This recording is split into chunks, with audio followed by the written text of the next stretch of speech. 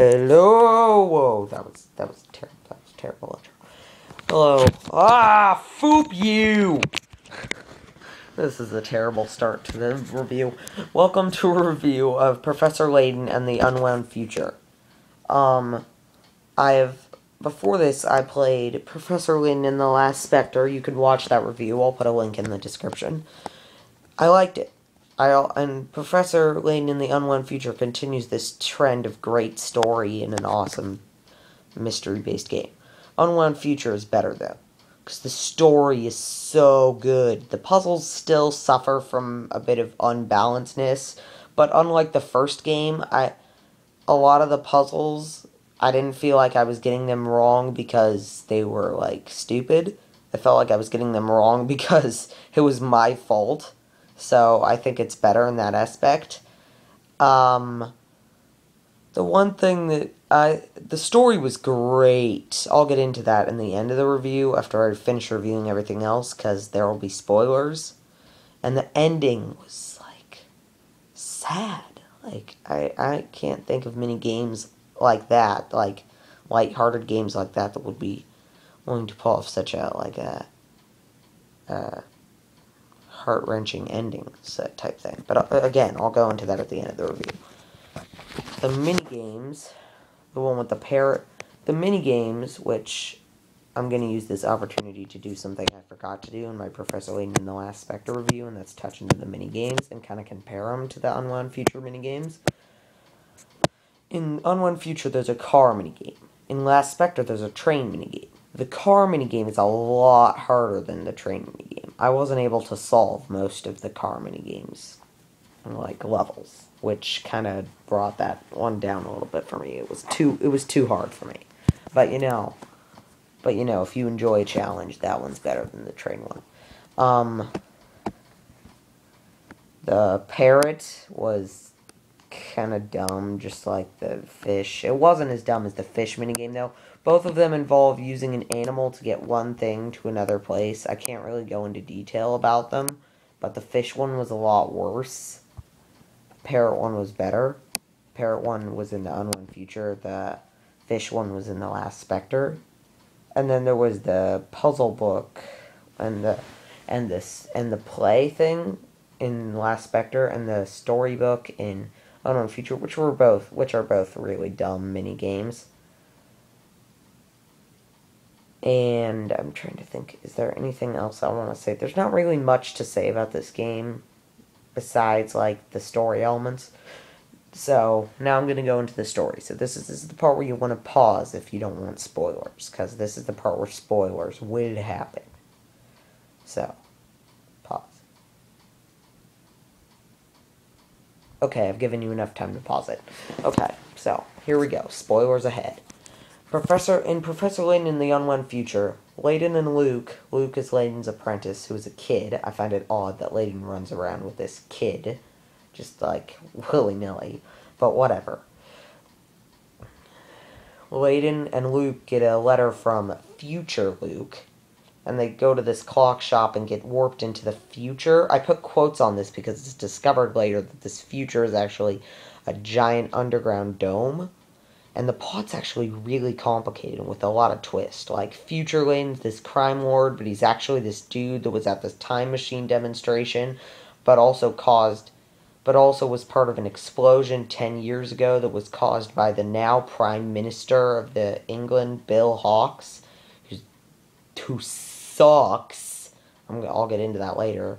Basically, Layton's, like, love, Claire, was killed in an explosion 10 years before the events of the game that was caused by Bill Hawkes, because he was trying to make money off of, like, showing what his time machine that he was creating, what the other scientist could do. The other scientist loved Claire also.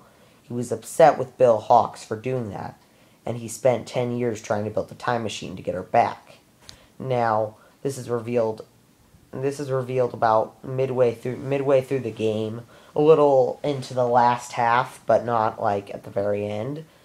The very end is when the story just goes, wow, crazy, but crazy in a good way, not crazy in a, this doesn't make sense, this is stupid way.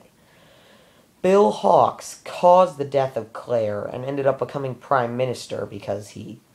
So, yeah, just from that alone, you can hate him, because he destroyed the other scientist's life's work, he killed Layton's love, and yeah, so you already hate him just from that.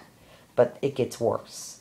He also caused an explosion that killed the parents of this kid named Clive, who it's later revealed that it was the setup, the future was all a fake setup that was actually underground, that was being used to convince these scientists that they were in the future so they would build him a time machine.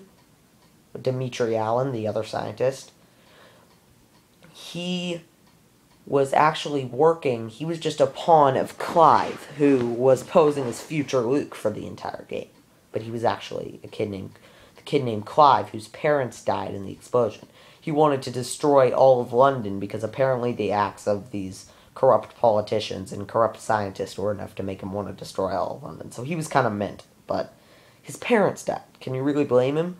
But the thing about this game is these villains really have a lot of depth. Like, both Dimitri and Clive are painted as the villains, but they own up to their crimes in the end. They have reasons behind the crimes that don't justify what they're doing, per se, but you can see why they're doing it. Like, you feel for the villains. And I like the villains that aren't just, oh, I'm gonna destroy the world for no apparent reason. I like the ones that have depth, and, like, you can understand why they're doing what they're doing. But anyway, in the end of the game, Clive has this gigantic robot, and you gotta, like, get on it and save people. You end up saving the Bill Hawks, the prime minister. And there's a moment where they're driving off of the robot, and then the car turns into a plane, and Bill Hawks looks like he's gonna fly out of the car. I really wish they'd just let go of him there and let him fly out of the car, but instead they grabbed him. What's dumb is, in the end, he doesn't get fooping arrested. I thought he was gonna get arrested or killed or something, but at least arrested. But no, he apparently... I don't know if this is really what happened, but it doesn't show it, because... But, like... Nothing happens to him. He continues to be the prime minister, as far as we know. When really... And the worst part is... He calls Clive like, oh, this guy's such a criminal, he's the worst scum in the world, when he's the one responsible for all this. He's the one who inadvertently caused this. Had he not caused the explosion, Clive would have never become deranged and tried to destroy London, and Dimitri would have never done what he did. So it was all caused inadvertently by Bill Hawks. And so Bill Hawks is a horrible, horrible person. I really hope he comes back in another game and, like, becomes the main antagonist or something for the next Layton game, which I think could make an interesting plot, because he's, like, the guy in power versus Layton. Could make a very interesting and possibly mature plot, if that's what they decide to go with. But, like, if they don't do that, then I'm very disappointed that he didn't get arrested. I'm very mad about that. But, yeah, and then the worst part is, in the end, you find out that there's this girl named Celeste that you're with, who claims to be the sister of Claire, but it turns out she's actually Claire, and the time machine worked right before it exploded, and she was warped 5-10 years into the future, but because the time machine was incomplete, she was going to be teleported back to that time right before the explosion after a while, which means she would be doomed to die, basically. And you find that out right at the end of the game, after everything's over.